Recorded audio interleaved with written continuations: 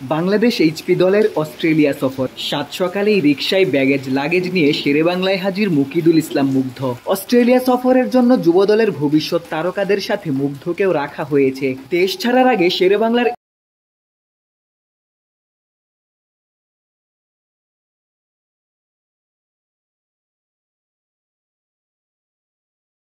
সময় মুগ্ধ হয়তো বড় কোনো নোট দিয়েছিলেন। রিকশা চালক ভাঙতি টাকা ফেরত দিতে চাইলেন বটে, তবে মুগ্ধ সেটি ফেরত নেননি। মুগ্ধর মানবিকতায় স্বল্প আয়ের রিকশা চালক হয়তো মুগ্ধই হয়েছেন।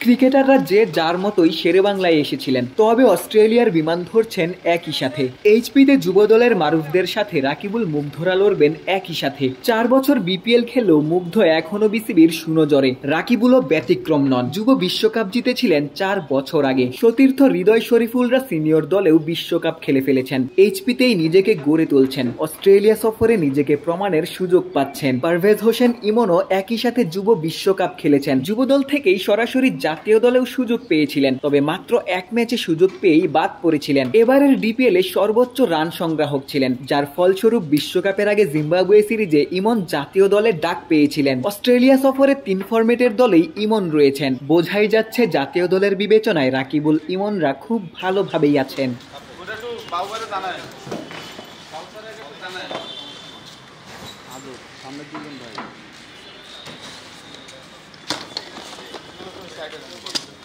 সাইড করেন।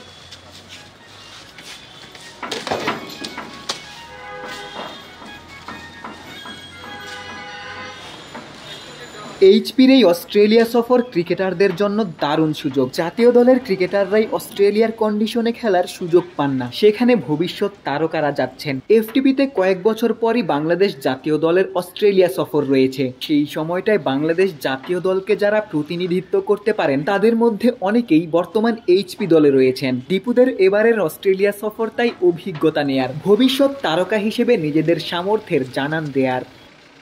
শেরেবাংলা জাতীয় ক্রিকেট স্টেডিয়াম থেকে ক্যামেরায় আমিনুল ইসলাম সুজনের সঙ্গে গোলাম সারোয়ার, ক্রিকেট 97।